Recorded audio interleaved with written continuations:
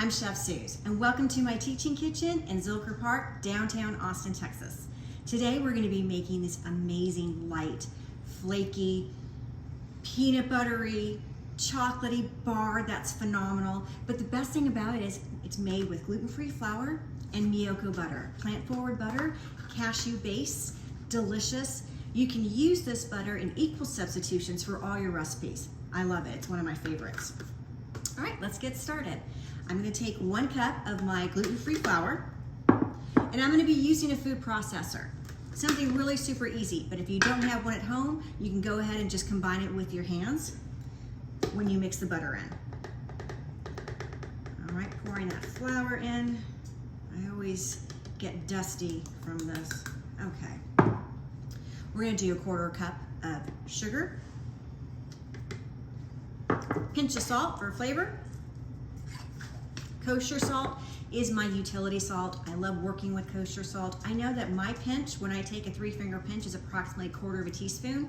I know that because I practice it, and I also can feel the granulars. Texturally, I can remember how it feels in my hand, and it's almost a 1/4 teaspoon each time. And then the Miyoko butter, and this is what it looks like. It's really soft, it's flaky, it's very pale, almost looks like a cashew paste. And what I did was I used 4 ounces, and I'm just gonna break them up to put them into the food processor. Just pour it all in there. Now, if you wanted to use the unsalted Miyoko butter, that's perfectly fine. I'm using the salted butter. I like baking with salted butter. I like the flavor it adds.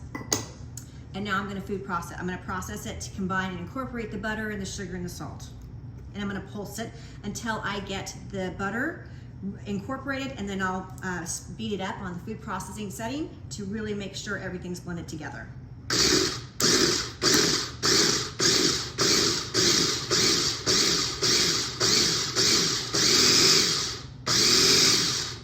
As you can see, the butter is incorporated. It's a beautiful color with the flour. Oops, make a mess. Okay, I never said I was a clean chef. I'm a great chef. Pop the lid in.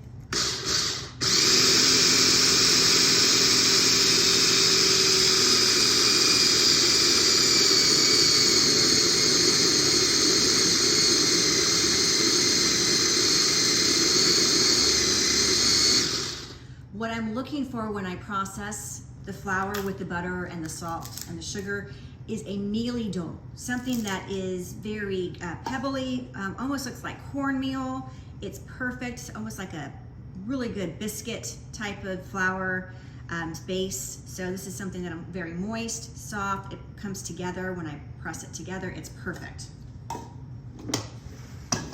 That's why a food processor is so handy with these instances to make the base of the cookie.